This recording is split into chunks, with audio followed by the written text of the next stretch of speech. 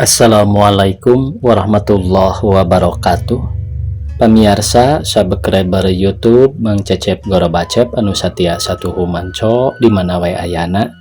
Dina dangat ayeuna urang neraskeun hanca dongeng Sirot Jelema Gaib bagian ka-32. Ieu yasana Bapak Ka Sukarna. Sataacan dipedar ieu dongengna sakumaha biasa ngaturkeun debu nuhun laksa ketika bingahan ka anu tos satia satuhu manco ngomen oge ngalaik kana ieu dongeng-dongeng Mang Cecep Gorobacep. Mudah-mudahan eta kasayan dibalas ku Gusti Nu Maha Suci. Amin ya Allah ya robbal alamin. Sumangga supados teu nyang kolong ting kana waktos wilujeng ngadangukeun.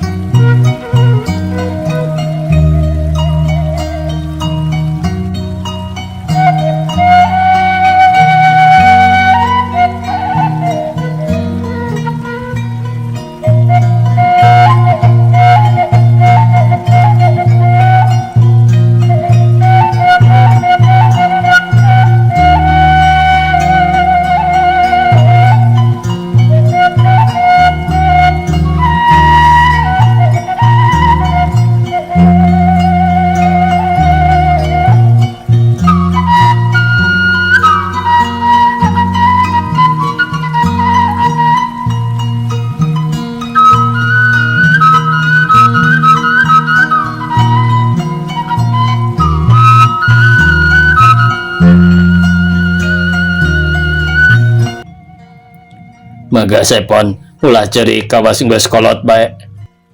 Panata kawas rek maot padahal mah ora keneh. Masih panjang keneh umur mun diparengkeun ku Allah. Nah make runghak renghik sapedah dibere talak. Malah kudu muji syukur ka Gusti Nu Maha Suci. Urangan ukur ditalak teu acan dicabut umur. Sanajan geus diserahkeun urang masih keneh hirup. Jadi masih bisa keneh ikhtiar neangan akal. Sangkan urang rangkep deui sareng bapana budak teh. Nu matak teu perlu cerik anggur ngaturkeun nuhun ngarah urang gede hate. Ari hate geus gede mah ikhtiarna osok gampang. Tapi mun pondok harepan hartina urang teu sabar tangtung keteh cilaka. Tibatan loba elingna kalah bet loba aralna tungtungna nyalahkeun Gusti. Kawas anu teu eling kanu kagungan sok kitu asa teu gugur teu angin. Mun susah nyalahkeun Gusti, mun senang poho ka Gusti. Geus bae geulis anaking montong cerik. Hidup masih keneh ngora, masih aya indung bapa, pare loba, duit boga, rupa geulis sarta ngora. Nah make luluasan kapeupuh ku surat talak. Nu kitu mah anggap sepi pila kadar oge kertas. Nu penting eukeur nyai mah sing sabar tawakal bae ka harti epon. Bajamil cing tulungan pun anak teh sangkan ngahiji deui jeung Sirot. Abah kumaha nya akalna ceuk Dasuki bari teu pikarunyaeun. Nya keun kumaha abah eta mah ngan anu penting kieu nya kahiji nyepon kudu sabar tawakal sarta soleh hate. Kadua Ki Dasuki ayeuna kudu nyadiakeun hayam bodas duanya. Eta hayam ku abah rek dibawa ayeuna pisan. Keun ku abah rek diakalan ari hasil henteu mah kumaha anu kawasa. Nuhun Mbah Jamil, kon perkawis hayam aya kaperangan gaduh deui. Jawab Ki Dasuki bari terus marentah newak hayam kanu araya di dinya. Syukur ari geus sadia mah Dasuki. Keun soalnya epon mah ku abah diusahakeun sangkan bisa laksana ngahiji deui sarta runtut raut ulah keuna ku gogoda. Lain kitu nya Ki Dasuki. Sumuhun abah, mugi-mugi bae sing enggal-enggal cariosan abah teh kabuktosan. Ki Dasuki bari ngareret ka anakna pok neruskeun omonganana. Tah kitu geulis. Tah kitu geuning nyai ceuk Abah Jamil oge kudu sabar urang teh. Jeung kudu soleh hate tumampra kanu kawasa. Pe ku abah oge didoakeun. Nuhun abah. Jawab Nyi Epon bari inghak-inghakan keneh. Teu lila nu newak hayam geus datang deui kadinya bari mawa 2 hayam atuh Bah Jamil atoheun. Terus nitah mawana teh ka si Tihul jeung si Kewen anu ti tadi di dinya. Sanggeus kitu terus indit amitan ka Dasuki. Leos Bah Jamil teh balik diiringkeun ku duaan anu ngajaring jeung hayam.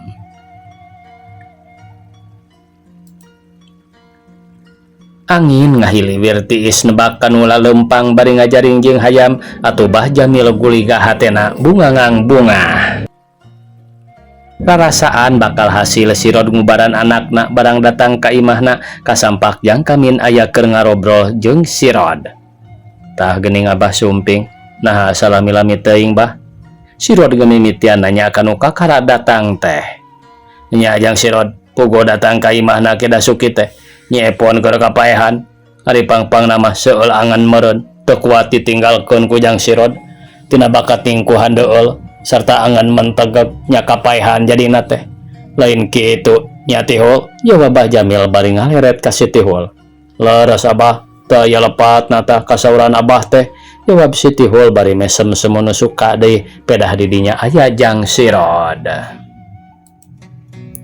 Kumaha Bah ayeuna tos damang nyepon teh? Is pogo bae cagor mah lantaran ku Abah di jampe manehna teh malah boga teori anyar Abah mah hitung-hitung nyobaan bae anu ngaralongok anu diburana anu gering jadi cagor lain beresnya Jang sirod. Sae kumaha bae sababna mah Bah aya diperyogikeun ku urang mah dabangna sanes nya sirod ari ras kana penemu matih kitu teh. Ngarasa sugema Abah mah asa balik deui ka zaman Kerjaya. Bah, ari ieu hayam keur naon? Supaya Jang sirod daekeun balik deui ka Nyi Epon sanes ceuk si Kewen kakara ngomong. Is, lain kitu Kewen, lain mah teu ngarti oi. Dewek mah minta hayam teh lain keur ngubaran sirod supaya rangkep deui ka Nyi Epon. Eta mah sirod sorangan nu leuwih ngarti. Dewek mah minta hayam teh keur sirod rek ngubaran Jang Kamin. Ngarti oi. Oh, ngartos atuh, jawab si Kewen bari sok nunda hayamna anu geus ditalian sukuna. Kumaha ayeuna Jang sirod? Tah hayamna mah Abah geus meunang. Nuhun Abah geus aya mah keun ke urang lakukeun, tapi sanes ayeuna Abah engke bae tengah peuting, jawab sirod bari mesem.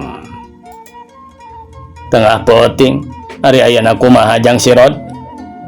Urusan abdi eta mah Bah, keun kumaha abdi bae. Nya atuh ari kitu mah, nya kitu bae, jawab Abah Jamil sumerah manehna teu daek debat sabab teu bisa ngubaran nyageurkeun leungeun anakna. Kulantaran kahalangan kudu ngubaran Jang Kamin atuh Jang sirod kacandat, manehna teu bisa balik kapaksa cicing di dinya.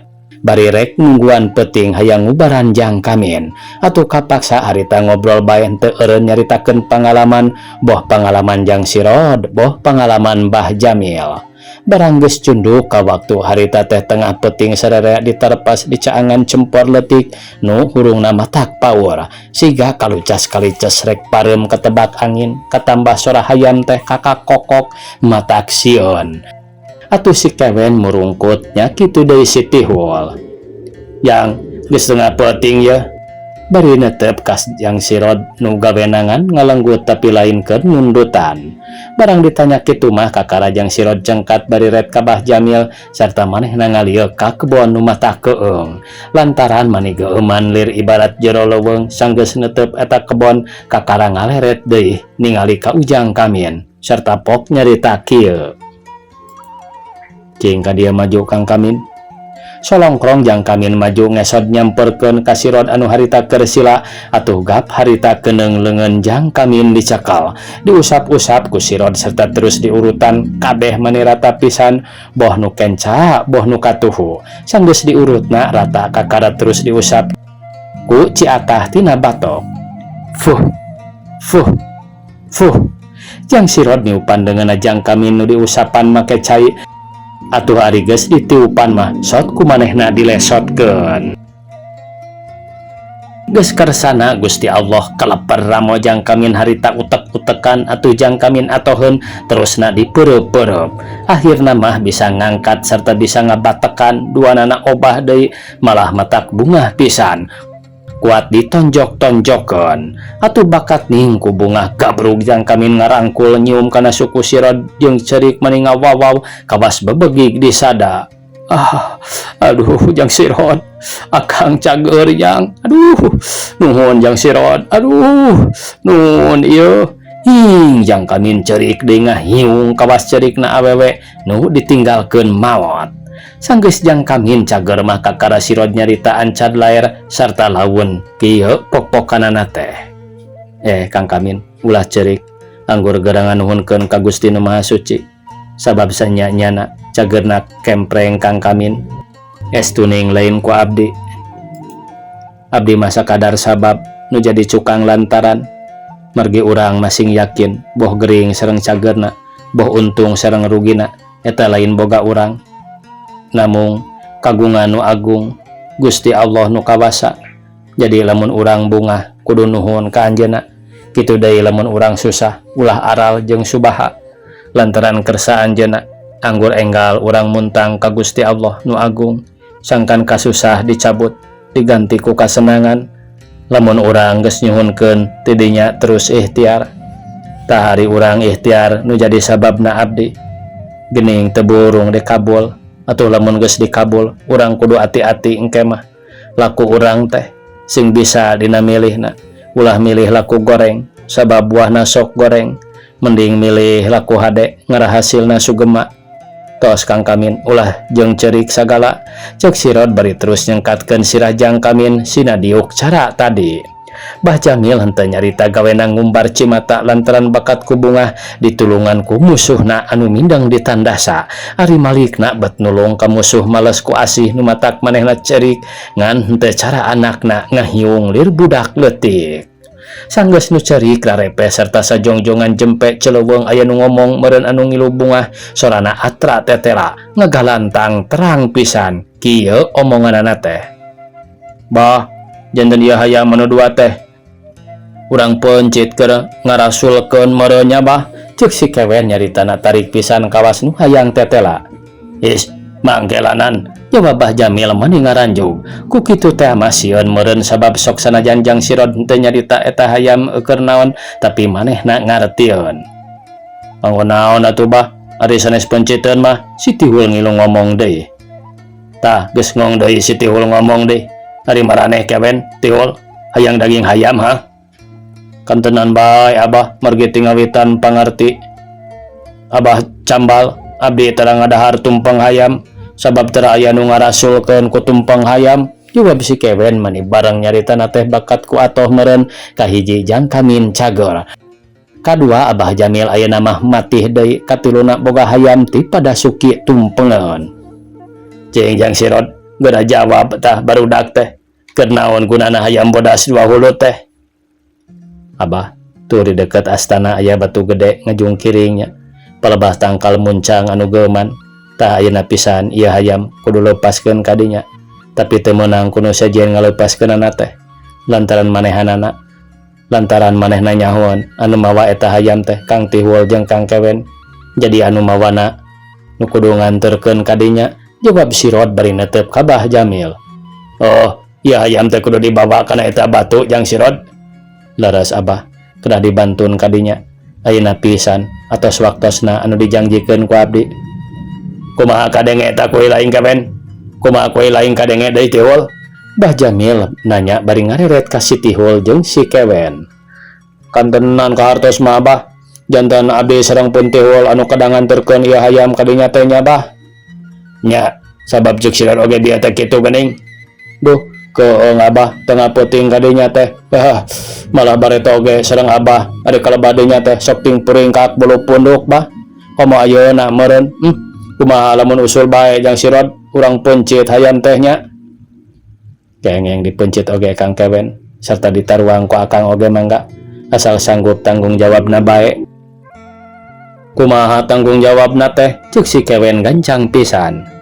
hiji hayam bandinganana teh hiji leungeun anu komper janten hayam anu dibawa ku Kang Kewen teh lamun teu buru-buru ayeuna ditunda ka ditu tangtu leungeun Kang Kewen bakal komper nya kitu deui Kang Tihul jawab Jang Sirod mani lawan nyaritana teh is power atuh ari kitu mah nya ayo Kang Tihul urang ka dinya tapi dikumahakeun ieu hayam teh di dinyana Kang Kewen sareng Kang Tihul kudu lempang nuju ka eta batu tah di palebah dinya ieu hayam teh lepaskeun nya sarta omat kudu tetep ka manajigna lamun masih keneh katingali ulah ngaleos balik ka dieu nya Oh gitu jang sirod mangga ku akang ayeuna bade dilaksanakeun keun hitung-hitung bumila bae ka jang kamin juga kewen jeung tihul mani barang nyararitana teh kawas nu nyaah ka jang kamin tapi anu sabenerna mah manehna siunun kompera nya kitu jong atuh keur arindit didaguan ku abah di dieu leos si tihul jeung kewen harita manehna indit lempang na ngarendeng bae ku kitu teh mah pantas da puguh pada sieun tengah peting mawa hayam kawas rek ngirim ka saha suku hayam nu dibeungkeut talina teh dilaanan sarta terus dikarelek bari lempang lalaunan. Kang Tihul naon maksudna sirod urang kudu ngalepaskeun hayam di eta kebon tengah peting teh teuing atuh wah urang cobaan bae ku urang talingakeun hayamna mun geus lepas teh lain kitu tugas ti jang sirod teh jawab si Tihul teu ngeunah rasa deui moal Kang Tihul cara gondok pipindahan ayo engke kompena jang kamin pindah ka urang moal sugan sabab jang kamina geus cager jadi lamun rek pindah mah waktu tadi bae mimiti cager nya tapi kuring mah tetep sieun bae Kang Tihul sok sieun dilejokeun ku Abah Jamil jeung sirod ari pek teh urang jeung ieu hayam disebakeun haroream kudu ngaulah ka jurig mah ceuk si kewen bari pupuring kakan sarta ngabirigidig bakat ku sieun meureun rarasaanana teh breh bae aya karaton anu sigrong jeung lurlar loba dedemit anu rupana cara manusa keur kitu korosak gorobas aya nu ngorosak di jarian atuh gero si kewen ngegero bari luncat bakat ku sieun hul cenah anu maksud mah ngagerowan si Tihul kunaon ilaing teh kewen hal-hal hul teu puguh kadal eta mah deuleu piraku jurig kitu ceuk si Tihul ngawani-wani maneh padahal mah manehna oge sieunun ku eta sorat teh aduh ampun Kang Tihul kuring mah teu kuat yeuh tingali kesang mani bobolokot kieu suku nyorocot hayangeun balik ayo urang balik deui bae hayu ari hayam dikumahakeun wah lepaskeun di dieu bae atuh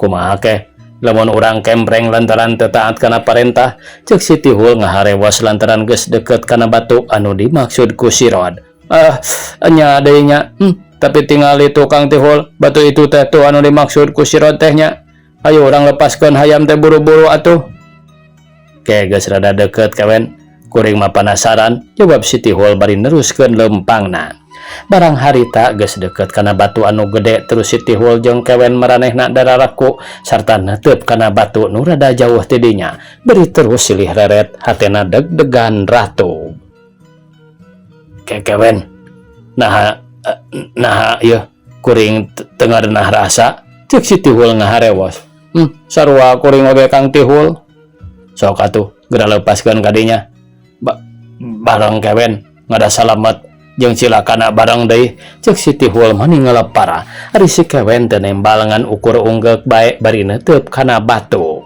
polonyon eta hayam teh harita dilepaskeun ari sot ari telenjang eta hayam lalumpatan norolong lumpatna lempeng nuju kana batu pisan atuh si Tihul jeung kewen harita mani olohok bari neuteup eta hayam siga arek nubruk batu barang dipelebah batu les dua hayam teh leungit Kang Tihul nah hayam teh dicomot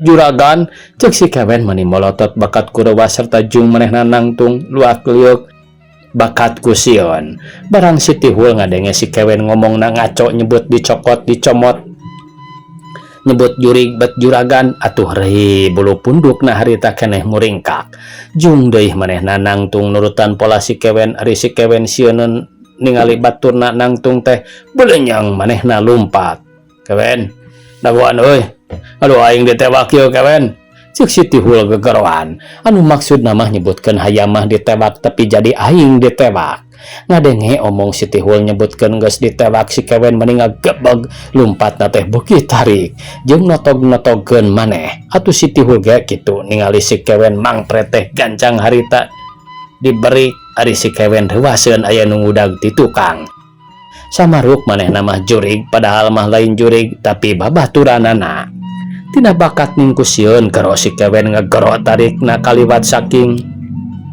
nyambat-nyambat kabah Jamil. Abah, aduh, abah, abah. Cek si kewen cecileuweungan. Ngadenge suara si kewen gura gero menta tulung Bah Jamil rawaseun pisan gancang manehna teh cengkat sarta luncat ka buruan. Kakara nincak buruan Abah Jamil geus ditubruk ku si kewen anu sieun. Hiu gebru si kewen ngarontok ka Abah Jamil. Atuh Abah Jamil nangkarak bengkang katindihan ku si kewen. Katambah keur kusah koseh teh telenjang bro deui si Tihul nangkod kanu keur kusah koseh.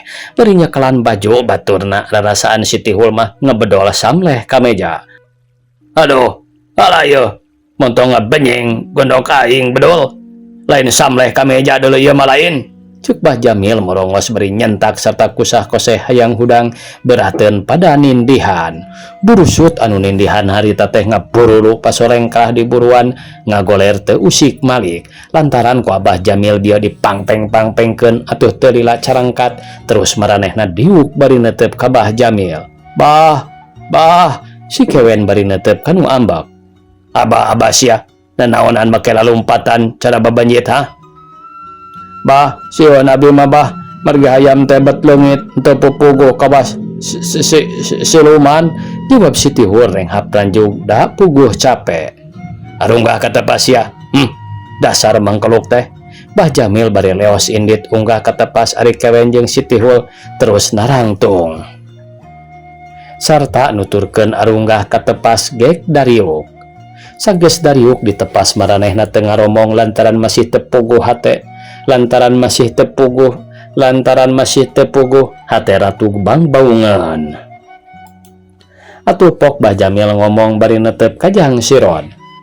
Sirod, geuning hayam teh ngaleungit cenah nya eta teh. Tiasa janten Abah mergi ku abdi dianggon nedunan pamintana anu nyiksa ka Jang Kamin. Saha anu nyiksa ka Jang Kamin teh Sirod? Anu nyiksa ka Abah deui. Teu perlu diterangkeun saha-sahana mah. Namung laras anu nyiksa ka Abah deui. Jawab Sirod mesem bae ditanya kitu teh. Lain yang Sirod anu nyiksa ka Abah sareng Jang Kamin teh. Si Tihul ngilu nempas. Henteu abdi mah Kang Tihul. Upama abdi nu nyiksa ka Jang Kamin sareng ka Abah, keur naon atuh make diubaran sagala. Diantep bae cenah beuki ripuh meureun. Nya bae nya saha atuh Jang Sirod?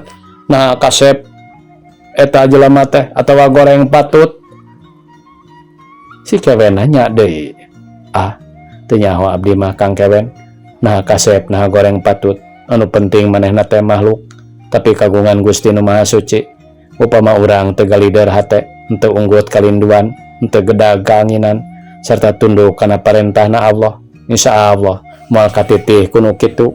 Jawab Sirod mani kerung siga nu keur mikir. Keun atuh ari kitu mah Jang Sirod, ayeuna mah ulah kapalang nya nulung ka Abah cing panasaran ku ieu gondok. Kumaha kira-kirana bisa leungit deui atawa moal? Abah, abdi teu tiasa ngajawab kana panaros ti Abah. Margi abdi mah teu daya teu upaya usik malik angin Gusti. Janten upami abdi ayeuna nyebatkeun tiasa leungit eta ngandung hartos, abdi uninga. Ngandung hartos abdi ujub, sedang upami urang ujub hartina nangtukeun bisa. Upama urang nangtukeun sarua bae sareng ngaluluhuran anu kagungan. Ayeuna mah urang ikhtiaran bae nya Bah Jamil. Engke upami abdi wangsul deui ti pasantren, insyaallah urang babarengan ngalandongan eta gondok. Ayeuna mah abdi permios bae bade mios tengah wengi. Ceuk Sirod bari terus amitan rek indit harita teu beunang dicandet pisan. Beak minggu datang bulan Bah Jamil jag-jag waringkas awakna teh sehat pisan nya kitu deui Jang Kamin ayeuna mah jadi cenghar. Tuku mumu siga bingung cara nunggeus-enggeus malah si Tihul si kewen sarua pada sarenang gawena teh ayeuna mah geus dipetakeun tarani mantu-mantu pada suki. Atuh teu matak heran sanajan Bah Jamil gondok awak mah bersih luwih sabab anu biasana manehna sok di astana berang peting muhit jurig sanggeus ditulung ku si Rod. Jadi getol ibadahna salat anu 5 waktu dilakonan teu ditinggalkeun sautak saeutik masjid sautak saeutik mandi. Malah pada suki oge ayeuna beuki nyaaheun Bah Jamil teh kudu pindah sina deket ka manehna imahna nu geus butut harita keneh diruag sarta terus nyieun deui ngarendeng jeung imahna nu kagungan pada suki jadi henteu mata kaget namun jadi leuwih conggah ibarat jeung dulur bae. Ku pindahna Bah Jamil teh pikeun Jang Kamin mah untung sebab asa beuki deket mindeng panggih jeung Nyi Epon anu harita rupana nguyung henteu daek berag sabab manehna nalangsa ari ras ingat ka si Rod anu harita teu aya geus nyerahkeun ka manehna. Keur waktu diuk ditepas mawa ulin 2 budak Jang Kamran Jongjon ngeletek bae Jongjon ngeletek bari diuk dina taneuh keur diasuh ku Atilah bari nyoot taneuh ngebol dicayan ngarah kentel terus nyieun ku kuehan. Tah kitu Nyi Atilah mah mawa ulin adikna teh matak lucu matak dedeh pi karesepeun indungna. Pacenghul Jang Kamin datang nyamperkeun kanu ngalange bari ulungah alengeh kawas anu rada era sarta ari jol ari pop manehna ngomong ti heula. Nyi Epon, aya naon Kang Kamin? Jawab Nyi Epon teu goreng budi ayeuna mah sabab manehna taya curiga margi geus lelengohan. Eta Nyi Epon lah eta teh ceuk Jang Kamin teu wanian terus ngomongna teh kahiji sieunun ku si Rod anu bareto nyiksa manehna kadua teu ludeung ngajak ngomong bari ngandung hate hayang mah era ku anu ngubaran nya eta popotonganana Nyi Epon. Eta naon Kang Kamin? Eta masalah Nyai Akang mah ari tepang saban dinten mah sok keras bae ingat kanu kalakonan ku urang. Kumaha Nyai bendo keneh kana kasalahan Akang? Kalapatan naon Akang teh? Waktos ti payun teh Akang kantos maksa mirusa ka Nyai teh. Meningar sakaduhung geus nama. Nah nganggo kaduhung sagala rupi Kang Kamin. Kumaha teh kaduhung geura Akang hayang ka Nyai teu kalaksanakeun tapi Akang timbul hayang ngajujur nafsu nu goreng nyaeta ku jalan maksa mirusa ari peek buahna geuning. Nyi Epon terang ku anjeun. Jol datang si Rod satangahan ca nenggeulan Akang tepi ka Akang komper. Tah eta Akang anu ngajantenkeun kaduhung teh maksana teu hasil lantaran kaperego ku si Rod. Leungeun komper diusap si Rod sedang wiwirang di kolong catang. Da rarasaan mah buni harita teh sing horeng aya nu nyaho nyaeta si Rod meuni kaduhung Nyi Epon. Tapi aya deui bae anu beuki model keur Akang mah leuwih model batan naon-naon nu marodel anu kaalaman ku Akang. Asal luhur deui budi Akang teh sebab Akang ngadenge beja ti jinisna. Naon anu leuwih model teh Kang Kamin? Eta masalah Akang maksa mirusa ka Nyai atuh dina waktu Akang rek diubaran ku si Rod teh Akang menta dihampura heula. Pokona mah Akang geus ngarasa era anu teu aya hinggana geus maksa mirusa ka pamajikanana ari salakina kalah males ku ngubaran. Tah eta anu jadi model keur Akang mah. Kumaha cenah cek Kang si Rod teh Kang Kamin? Saurna teh wah kasalahan kitu mah teu naon-naon tapi anu kacida gede kasalahanana mah Nyai. Kumaha kitu pangabdi disebat ageng kasalahanana? Geus nonggongan kasalaki cenah hayo jinah jeung nu sejen kalawan aya hasilna nya itu tuh budak nu cacad. Tah dasar eta pisan pikeun manehna moal ngahampura deui ka Nyai Epon teh lantaran kaleuwihan teuing tapi ka teu bisa ngabedakeun salaki jeung anu sejen. Lamun teh mah rupana eta makhluk teh sarupa jeung Jang si Rod. Akang percaya deui eta jelema teh sanes Kang si Rod. Asal nama Akang oge nyangka teh si Rod tapi waktu ayeuna mah matak maruringkak bulu punduk margi yakin anu sarupi jeung si Rod teh sanes si Rod. Cek Jang Kamin ngabiri gidig deui anu maksudna rek ngarendahkeun Nyi Epon. Lamun Nyi Epon geus ngarasa rendah dirina tangtu daekeun ka manehna malah bisa dikawin lantaran Nyi Epon randa cenah eta geus boga anak. Pila kadar anak teu mata kararese sare. Kumaha cenah Kang Kamin pamandangan Kang si Rod? pangtepikeun ka nyerahkeun ka abdi teh. Geus kagadabah kuno sajian makhluk cenah nyobab Jang Kamin ngabohong, padahal si Rod mah teu nyarita nanaon. Kumaha Kang Kamin percaya kana keterangan si Rod? Kantenan bae percaya mah, da aya buktosna. Tembal Jang Kamin ngahajakeun bae ngaruntuhkeun martabatna Nyi Epon sabab nu diarah nyerahna sarta daekeun ka manehna. Aya buktosna. Jawab Nyi Epon sarta teu kawawa berbay cipanonna ngalembereh ting arudat mapai pipi sarta terus disusutan. Geus kitu pok nanya deui. Naon buktosna teh Kang Kamin? Waktos akang diubaran ku si Rod, manehna menekung mujasmedi dina udaganana. Breh cenah katinggal yen aya nu ngaganggu ka akang. Makhluk anu teu katinggal ku panon lahir urang, barang ku si Rod dipenta pertanggungan jawabna. Pedah ngaruksak leungeun akang nya menta panundung. Lamun ngusir nu nyewa imah teh mah ari panundungna teh nyaeta hayam bodas 2 atuh terus harita teh dicumponan malah waktosna kabujang sae pamiarsa sakitu anu tiasa kapihatur. Wassalamualaikum warahmatullahi wabarakatuh.